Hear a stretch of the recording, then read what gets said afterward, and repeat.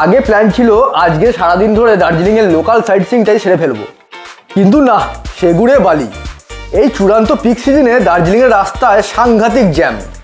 কিছু ট্যুরিস্টের কাছে জানলাম এক স্পট থেকে অন্য স্পটে পৌঁছতেই 2-3 ঘন্টা সময় লেগে যাচ্ছে, যেটা অন্য সময় 10 মিনিটেই পৌঁছানো যায়। সারাদিনের সাতটির বদলে মেরে কেটে ওই 2-3টে স্পট তারা কভার করতে পেরেছে। তাই আমরা আর দার্জিলিংয়ের লোকাল সাইট সিইংয়ের দিকে গেলাম না।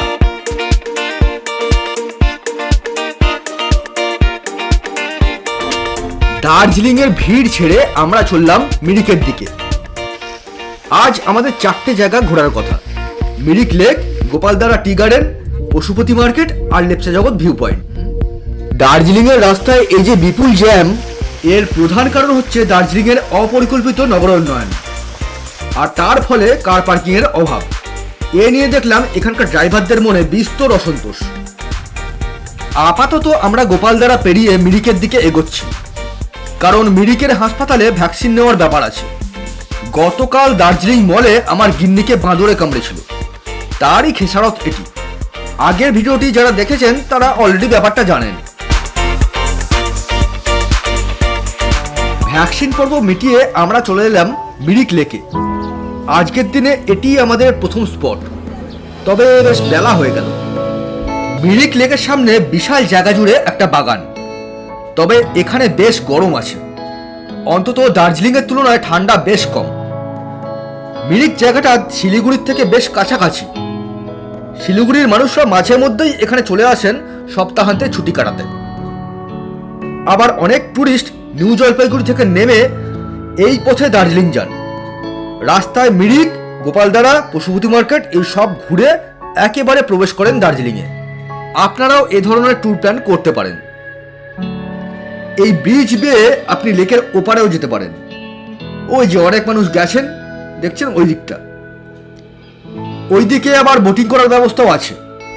তবে আমরা আর ওই পথে গেলাম না, কারণ হাতে সময় বেশ কম। এখন আমরা আশেপাশের একটা হোটেলে লাঞ্চ করে বেরিয়ে যাব পরবর্তী স্পটে। মিরিক ছেড়ে শুরু হলো ফিরতি পথে যাত্রা। তবে এবার আমরা যাব থামতে থামতে। পথে আছে 3-4টে স্পট। রাস্তার ধারে চা বাগানের দারুণ সব ল্যান্ডস্কেপ, তবে এই জায়গাটা একটু বেশি বিউটিফুল। অমিতজি নিজে থেকেই গাড়িটা দাঁড় করে দিলেন। অসাধারণ এই ল্যান্ডস্কেপটা গোপালদারা টি এস্টেটেরই অংশ।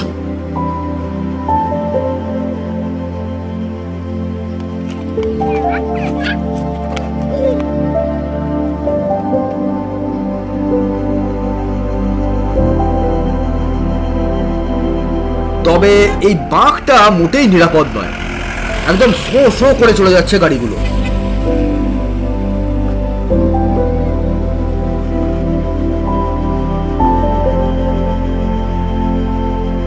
এই আমরা পৌঁছলাম গোপালদারা চা বাগানের মেন টুরিস্ট স্পটে। বেশ কিছু হোমস্টে আছে এখানে, আর চা আর সোভিনিয়ার কেনার জন্য বেশ কিছু দোকানপাটও আছে। তবে আগে ঘুরে আসা যাক চা বাগানের ভেতর থেকে। চা বাগানের দৃশ্য সবসময় সুন্দর, দূর থেকে হোক বা কাছ থেকে। তবে গোপালদারার এই জায়গাটার সৌন্দর্য কিছুটা বেশি বলতে হবে। আসলে এখানে আছে অনেক কটা চড়াই উতরাই, যা এখানকার সৌন্দর্যটাকে একবারে খোলসা করে দিচ্ছে।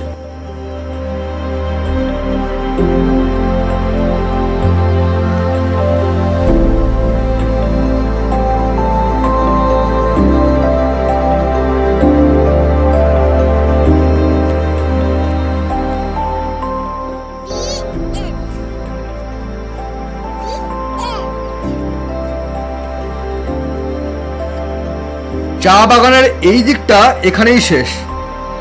এবার যাওয়া যাক অন্যদিকে।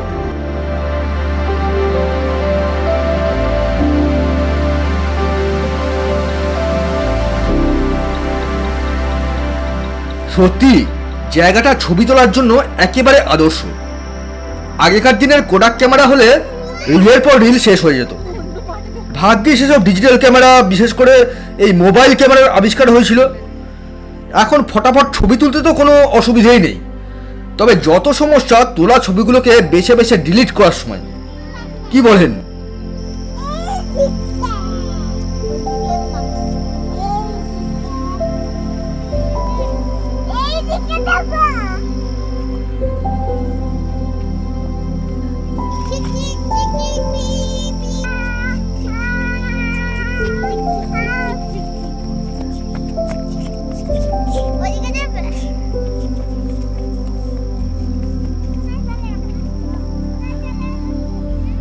বেশ অনেকক্ষণ সমতল রাস্তায় রেলগাড়ি চালানোর পর এবার একটু পাহাড়ি রাস্তায় ট্রেকিং অ্যাডভেঞ্চার। চলুন যাওয়া যাক।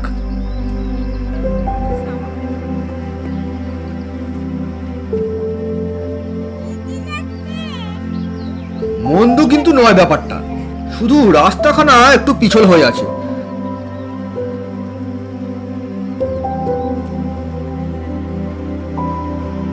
তবে দৃশ্যখানা কিন্তু অসাধারণ বলতেই হবে।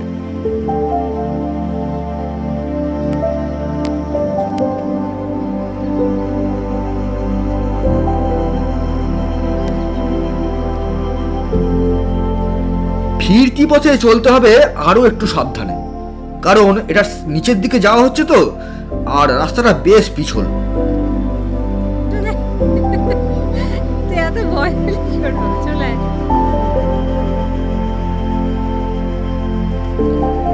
বেশ অনেকক্ষণ চা বাগানে হাইকিং ট্রেকিং এর পর এবার একটু পয়সা খরচের পালা। এই দোকানের ভদ্রমহিলা আমাদের গাড়ির ড্রাইভার যিনি আছেন ওই অমিতজির কোনো এক সম্পর্কের আত্মীয়, আর সেই কারণে মূল্যে কিছুটা সস্তা হলো বই কি। তবে কোয়ালিটি কেমন সে তো বাড়ি গিয়ে চা রান্না করে খাওয়ার পরই বোঝা যাবে, তার আগে নয়। আচ্ছা বলে রাখি, এই অমিতজি ড্রাইভার হিসাবে কিন্তু খুব ভালো, মিশুকে এবং মিতভাষী।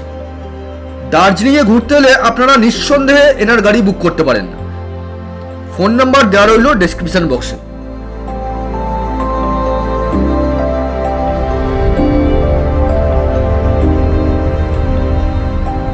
সন্ধ্যা নাগাদ আমরা পৌঁছলাম নেপাল বর্ডারে। বর্ডারে ছবি তোলা নিষেধ। নেপাল বর্ডার থেকে পশুপতি মার্কেট প্রায় 3 কিলোমিটার ডিস্টেন্স। হেঁটে যেতে গেলে মার্কেট বন্ধ হয়ে যাবে, সুতরাং আমরা এক বয়স্ক নেপালি কাকার গাড়িতে উঠে পড়লাম। খুব ভালো মানুষ, ওনার ফোন নাম্বার দেওয়া রইল ডেসক্রিপশন বক্সে। এই মার্কেটটা মূলত মনে হয় ভারতীয় টুরিস্টদের জন্যই খোলা হয়েছে। এখানে আপনি পেয়ে যাবেন উন্নত কোয়ালিটির জ্যাকেট সহ নানান শীতবস্ত্র, ছাতা, তারপরে জুটের ব্যাগ, আরও অন্যান্য বিভিন্ন গিফট আইটেম। আমরা এই পড়ন্ত বেলাতেও বেশ কিছু জিনিসপত্র কিনে ফেললাম। আপনারা রাস্তার মাঝে এই মন্দিরটিতে প্রবেশ করতে পারেন। এখানকার পরিবেশটা বেশ শান্ত।